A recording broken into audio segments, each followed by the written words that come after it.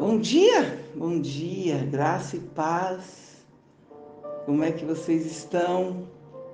Eu espero que a graça, que a paz, que a plenitude do Deus Todo-Poderoso esteja contigo hoje e sempre, em nome de Jesus. Louvado seja o Senhor. Bendito seja Ele para sempre. Eu gostaria de começar dizendo que quando o Senhor, Ele nos dá uma promessa, quando chega aos nossos corações, os sonhos, eu tenho certeza, queridos, que esse sonho não nasceu de nós, nasceu de uma promessa que o Deus Todo-Poderoso tem para nós.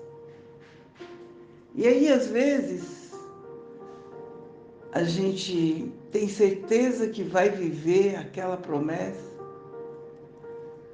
mas está demorando, mas está acontecendo tantas coisas que parece que não vai acontecer. Eu quero te dizer que só parece, porque vai acontecer.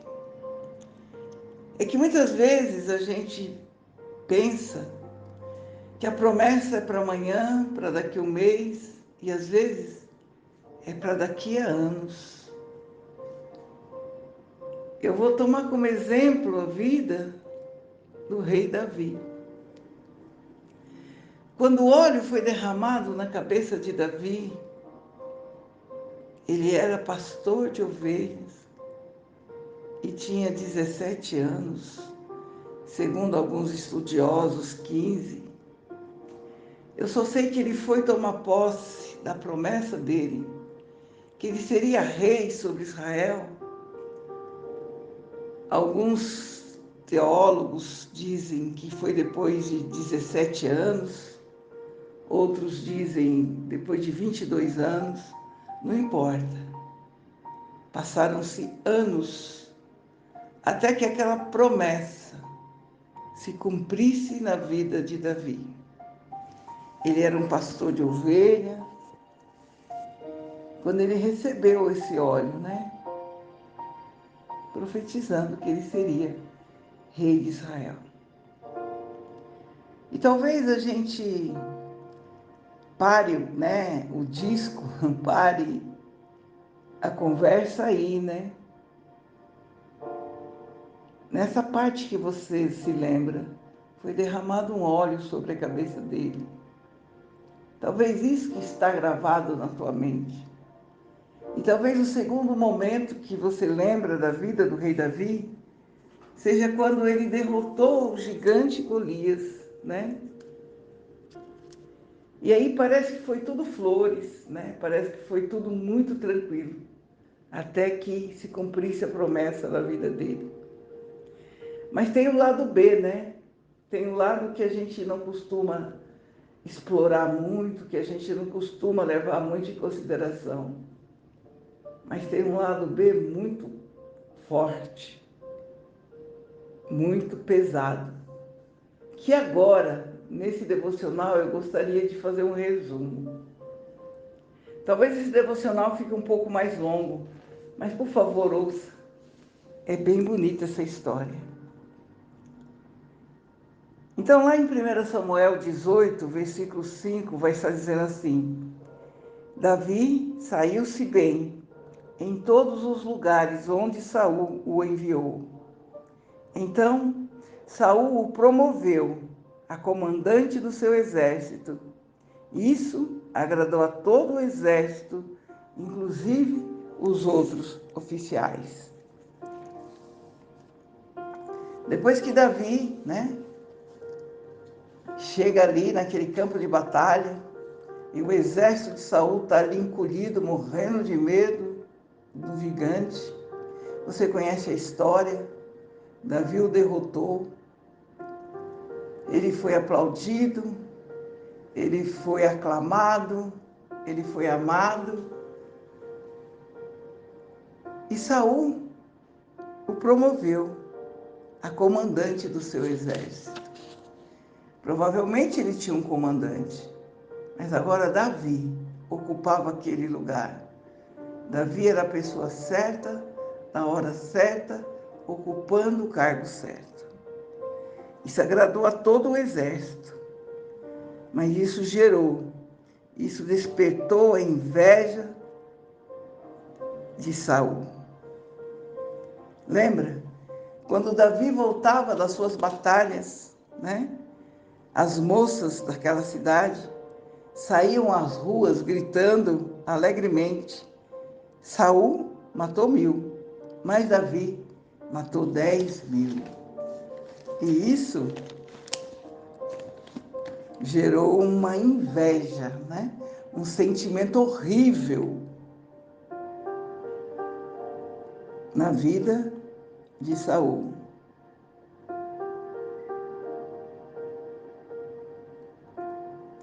E o interessante é que essa inveja, né? Que esse ciúme só aumentou quando Saul percebeu que o teu filho Jonathan se aliou a Davi. Jonathan era o herdeiro do trono de Saul.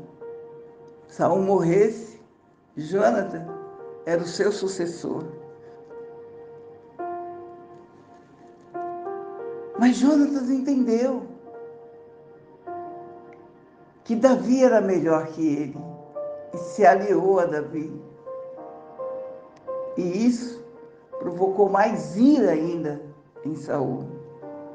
E a partir de então, Saul planeja matar Davi. Ele chega a dizer ao filho dele: você é doido? Enquanto Davi estiver vivo, você não será rei. Mas Jonathan fez o certo. Se aliou a Davi e disse: eu serei o seu braço direito. Você cuida da minha família se eu morrer, e eu cuido da tua se você morrer. Mas quando for rei, não esqueça da minha família. E aí, você vê que Davi sai da presença de Saul para não morrer, vai procurar um sacerdote. E aí ele chega lá, né? Diante de Aimeleque. E Aimeleque não está sabendo o que está acontecendo lá dentro do rei, lá dentro do palácio. E pergunta: o que você veio fazer aqui? Sozinho? Cadê o seu exército? Davi, com medo, disse: olha, eu vim numa missão secreta, o meu exército ficou aí para trás. Você tem alguma coisa para eu comer?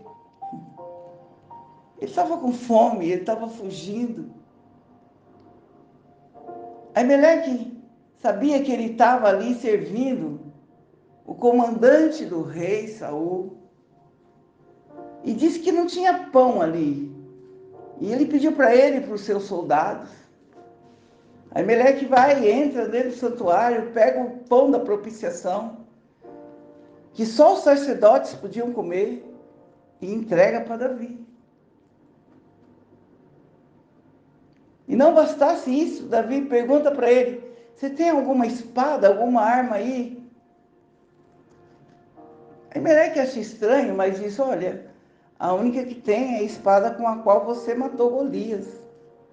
E dá para Davi essa espada. Saul fica sabendo. E Saul começa a gerar no coração dele que existe um complô para derrubá-lo, inclusive por parte dos sacerdotes. E quando Davi esteve com Aimeleque, diz que ali junto tinha um homem do exército de Saul, chamado Doeg. E Doeg falou tudo isso. Olha, eu vi Davi lá com o profeta. E tem mais, o profeta deu para ele o pão da propiciação e deu a espada com a qual ele matou Golias. Saul se desespera. Fala, todo mundo está me traindo. E dá ordem para matar os 85 sacerdotes. Aimeleque, a família dele inteira. E num só dia, ele dá ordem para o exército matar esses sacerdotes. Aqueles homens se negam a matar os homens considerados santos, profetas. Ele vira para Doeg e diz, vai você então, e mata eles por mim. E naquele dia, Doeg mata os 85 profetas. O filho de Aimeleque consegue fugir e vai até Davi. E aí eu vou começar a contar a história a partir de agora. Lá em 1 Samuel 22, no versículo 1 e 2, vai dizer assim: Saiu Davi daquele lugar e se refugiou na caverna de Adulão. Quando seus irmãos e toda a sua casa, dos seus pais, souberam disso, foram ficar com ele. E ajuntaram-se a ele os homens que estavam em dificuldades, os que tinham dívidas e todos os amargurados de espírito. Se juntaram a Davi, e Davi se tornou chefe deles. E havia com eles uns 400 homens. Meu Deus! Eu vou dizer uma coisa para vocês. Há muito tempo eu tinha desejo de pregar sobre Davi e seus 400 homens desarraigados, desesperançados e amargurados. E hoje chegou o dia. Quando Davi fugiu para a caverna de Adulão, ele estava ali em profunda tristeza, em profunda amargura, em profundo choro. Ele não havia feito nada de mal a Saul. E Saul buscava desesperadamente matá-lo.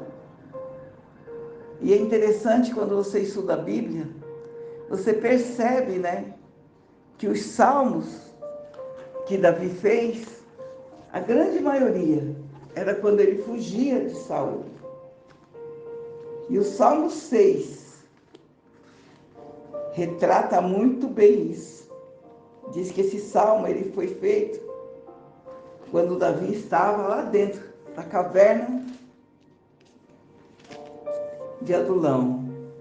E ele fala assim: Senhor, não me repreenda da tua ira e não me castigue no teu furor. Tem compaixão de mim, Senhor, porque eu me sinto debilitado. Sara-me, Senhor, porque os meus ossos estão abalados. Também a minha alma está profundamente perturbada. Mas tu, Senhor, até quando? Volta-te, Senhor, socorre-me, salva-me por tua graça, pois na morte não há recordação de ti, e no sepulcro quem vai te louvar? Se você ler esse salmo inteiro, você vai perceber que ele pede que o Senhor afaste dele os inimigos. E ele diz que os músculos do rosto dele estavam doendo, de tanto ele chorar. E quando a família dele soube que ele estava nessa caverna, eles foram até Davi, até porque naquela época, quando se matava um rei, matava a sua família inteira, para que não ficasse ninguém para ele dar o trono. Davi ainda não era rei, mas tinha sobre ele a promessa que seria rei.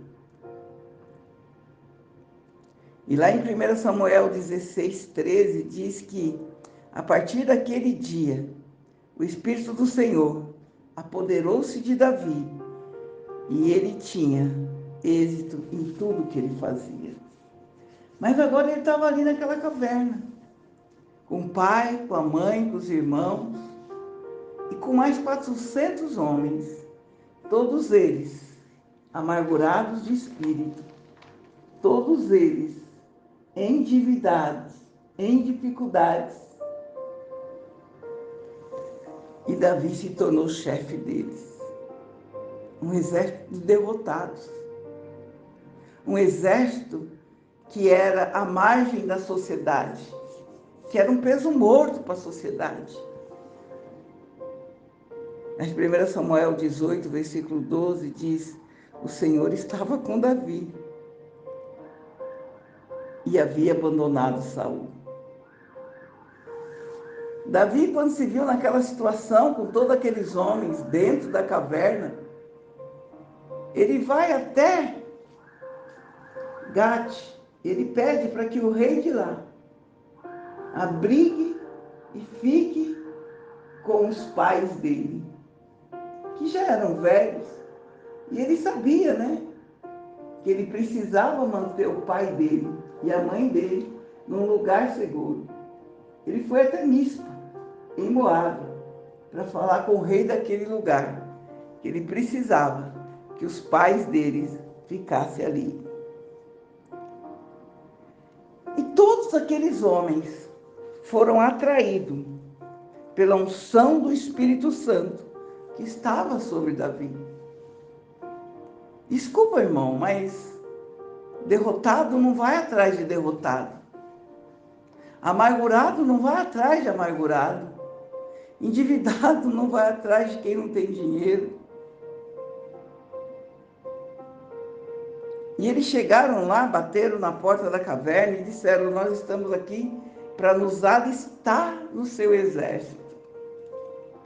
E todos nós sabemos, né, que o processo seletivo para entrar em um exército é bem rigoroso, né? Se escolhe os melhores, os mais fortes, os mais altos, os mais inteligentes. Aliás, para tudo tem prova, né? Prova de inteligência, prova de habilidades, prova de condicionamento físico. Esse é o nosso processo seletivo, né? Os melhores entram. Nós olhamos o exterior, mas Deus olha o interior. Nós olhamos o visual, mas Deus olha o coração. E Davi aplicou ali para eles um teste rápido, né? Tá bom, você quer se alistar? Senta aí. E como é que está a sua vida, né? Tá tudo tranquilo? Tá tudo bem lá na tua casa? Ele responde: não, eu estou em grande amargura. Eu estou endividado. Eu estou em dificuldades.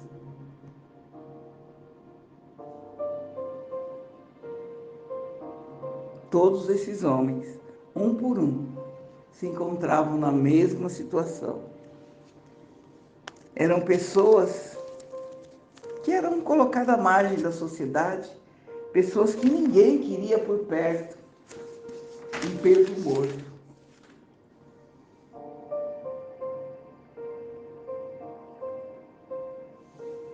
Mas o que intriga é quem os conduziu até ali.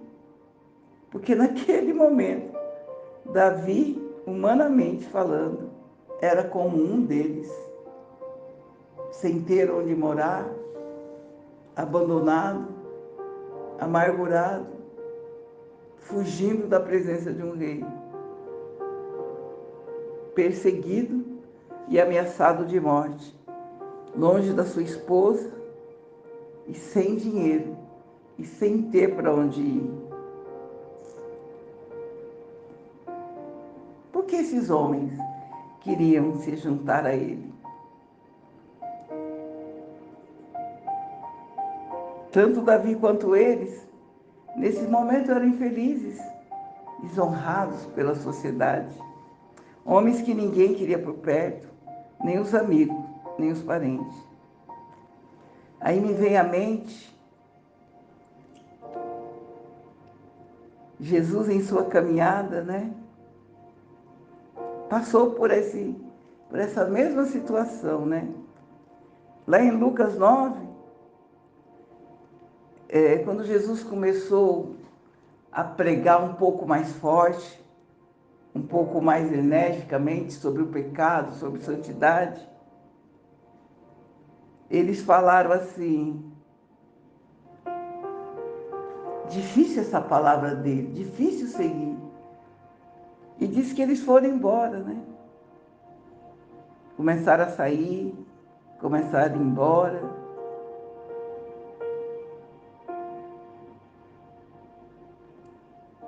E aí, Jesus vira para os discípulos e fala para eles assim: vocês querem ir também?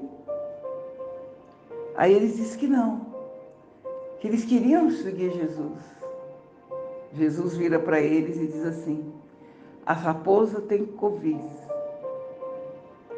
covas para morar, os pássaros têm ninho para os seus filhotes, mas o Filho do Homem não tem onde repousar a cabeça.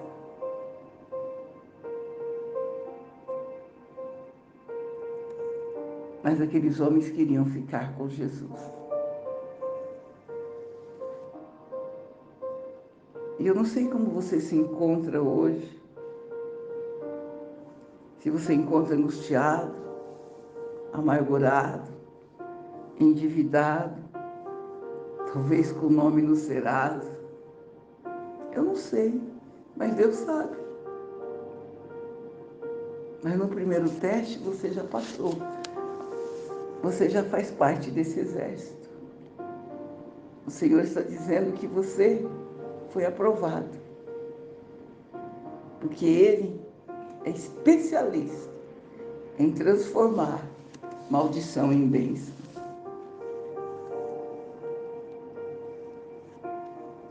Outro paralelo desse pedaço da vida de Davi com Jesus está lá em Lucas 15.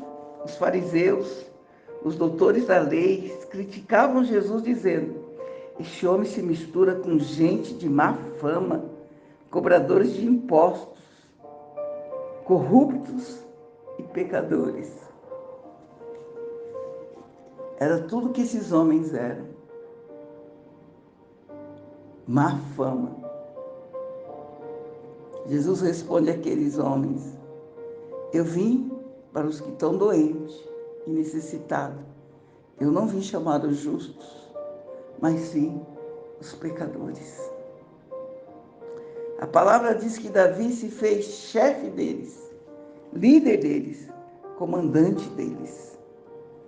E Davi começou a treiná-los com lança, com flecha, e ensiná-los a estratégia bélica de guerra. Mas Davi não treinou só fisicamente. Davi os ensinava a lançar flecha. Davi os ensinava o segredo espiritual dos vitoriosos. No Salmo 35, Davi diz assim: ó Senhor Deus, ataca os que me atacam e combate os que me combatem. Pega o teu escudo, Senhor, pega a tua armadura e vem me ajudar. Davi começou a ensinar os segredos espirituais para se vencer uma guerra, uma batalha.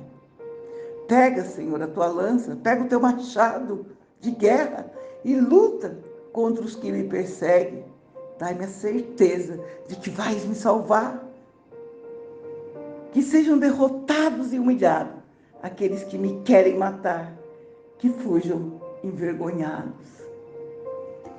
Outro segredo do exército vitorioso de Davi é que antes da batalha acontecer, Davi reuniu seu batalhão de madrugada e já orava pela vitória.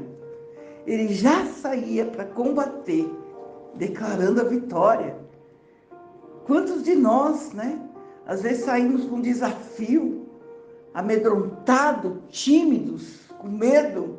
Davi já acordava eles de madrugada e já começava a orar: ó Senhor, eu te agradeço por essa vitória. Eu sei que o Senhor vai comigo, eu sei que o Senhor vai lutar a minha guerra. E o Salmo 20 vai retratar isso. Eu não vou ler aqui para não ficar muito longo, mas você pode ir lá e ler. E tudo isso fez aquele exército de amargurados, de desesperançados, de endividados, de entristecidos, a tropa de elite de Israel. Homens mais temidos e respeitados de toda a nação. Em 2 Samuel 25, 15 e 16, diz que os homens de Davi eram varões valentes, homens de guerra. Os seus rostos eram como o rosto de leão, e eles eram ligeiros como a corça. Aleluia! Oh, aleluia! Os seus rostos eram como de leão, e eles eram ligeiros como a corça. Era o exército mais temido de Israel. E dentro desse exército, lembra? Eram 400 homens amargurados, entristecidos, desesperançados, endividados. Dentro desse exército de valentes, alguns se destacavam pela sua valentia e coragem. Segundo Samuel 23:8 diz: são estes os nomes dos soldados famosos de Davi: Josebe Basebete, de Taquenone, que era líder de um grupo chamado Os Três.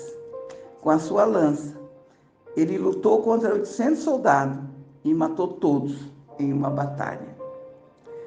Um desses três era Eleazar, filho de Dodó e neto de Aluí. Cada um desses homens possuía uma habilidade diferente, e Davi era admirado e amado pela sua liderança. Eleazar, um dos três valentes, se destaca de todos os três. Quando em uma batalha entre os filisteus e os israelitas, quando Israel estava perdendo o território, estava recuando, os israelitas estavam avançando. Conta a história que eles fugiram pelas montanhas. Mas Eleazar decide ficar e lutar sozinho contra o exército dos filisteus. Ele era o melhor soldado de Davi em manejar espada. E sozinho ele derrubou 800 soldados filisteus. Aleluia! Oh, Deus!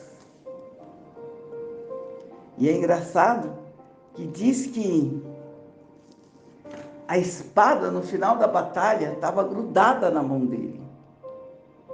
Uns estudiosos dizem que ele teve cãibra e a mão, os dedos não abria. Outros dizem que o sangue que escorria foi secando, coagulando e não deixava ele abrir a mão. Forte isso, né? Homens valentes, corajosos, valorosos, homens de guerra. Foi nisso que eles se transformaram. Aleluia! O Senhor é especialista em transformar a maldição em bênção. Outro episódio da valentia desses homens está lá em 2 Samuel 23, 15 e 16. Davi suspira e diz: quem me dera eu pudesse beber da água do poço que está junto ao portão de Belém.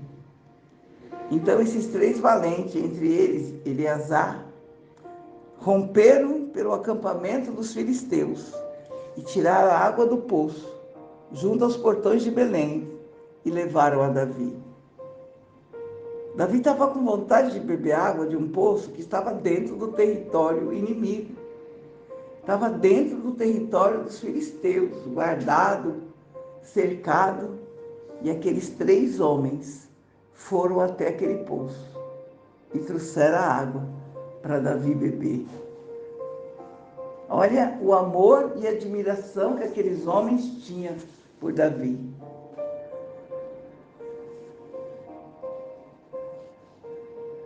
Eles entraram naquela caverna destruídos, desanimados, angustiados, amargurados. Mas agora estão vivendo dias de glórias e de alegrias e de honra. Os dias de tristeza e de choro, de desprezo e de humilhação se foram. Aleluia! Tudo passa.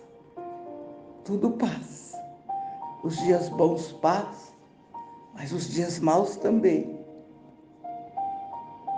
E agora era a vez deles serem aclamados, honrados e restituídos de tudo o que haviam perdido.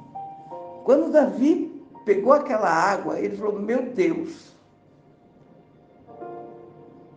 eu não posso beber dessa água. Vocês arriscaram a vida de vocês para me trazer essa água. E mesmo com vontade, com sede, ele derrubou na terra em libação ao Senhor. O Salmo 30, versículo 5, vai dizer assim para mim e para você: o choro pode durar uma noite, mas a alegria vem pelo amanhã. Aí também, né, tem uma pegadinha. O choro pode durar uma noite, mas essa noite não é literal, né? Essa noite pode durar um tempo maior.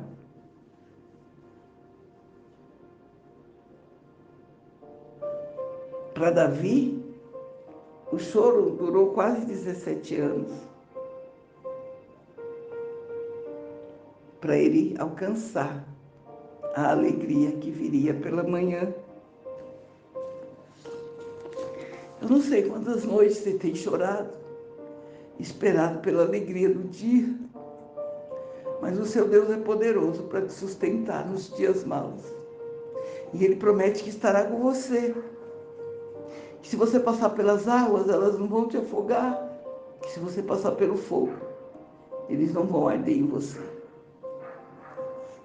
A essa altura da história, Davi e toda a sua família já haviam morrido, sido mortos. E o povo de Israel está como ovelha sem pastor. Então, o povo se lembra de Davi e vai atrás dele. 2 Samuel 5, 1 e 2 vai dizer: então, todas as tribos de Israel foram se encontrar com Davi em Hebrom e disseram: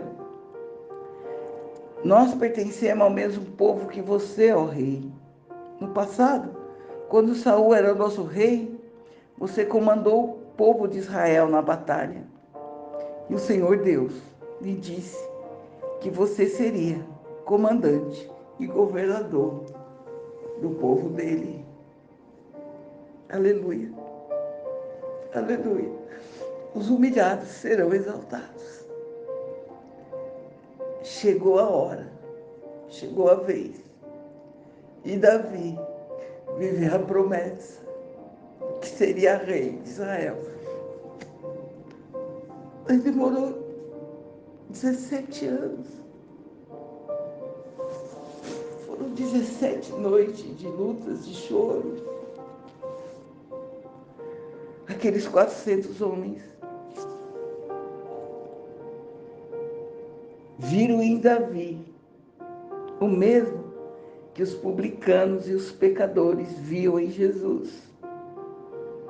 A chance de mudar de vida. Eles enxergavam em Davi o que faltava em Saul. Misericórdia. Davi poderia despachar aqueles homens, afinal ele já tinha problema suficiente ali naquela caverna.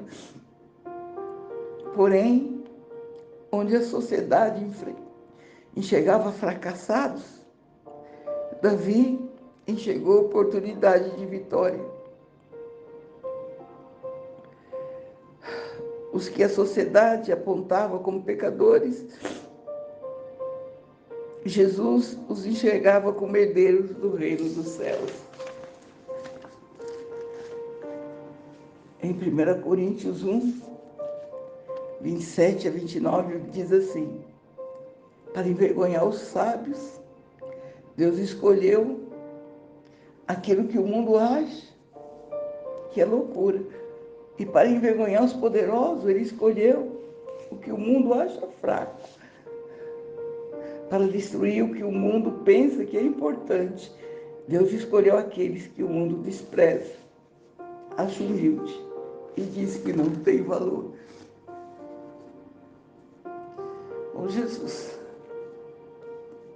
talvez hoje ouvindo esse devocional, tenho vários, como esses homens que entraram naquela caverna, Senhor, abatidos, derrotados, desesperançados, querendo desistir da vida, Senhor. Mas o Senhor diz que o Senhor usa as coisas fracas para envergonhar os fortes. Aquilo que a sociedade pensa, despreza, acha humilde, para envergonhar aqueles que acham que podem tudo, Senhor.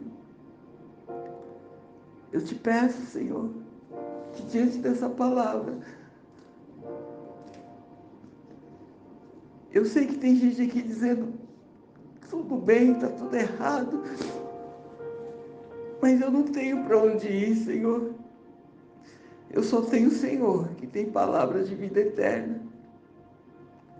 E o Senhor não despede vazio aqueles que se achegam a Ti, Senhor. Sustenta, Senhor, no dia da angústia, no dia do choro, no dia do desemprego, no dia da humilhação, no dia da enfermidade. Traz a certeza, Senhor, que as promessas que estão sobre a vida deles hão de se cumprir, porque o Senhor não é homem para que minta, e nem filho do homem para que se arrependa. Que eles possam ver agora, Senhor,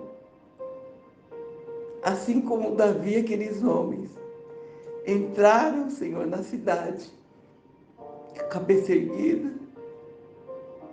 sendo honrados, admirados e saudados como homens fortes, valentes e corajosos. Eles, como esses homens, venham viver a promessa que o Senhor tem para a vida de cada um. Em nome de Jesus. Amém. E amém, Senhor.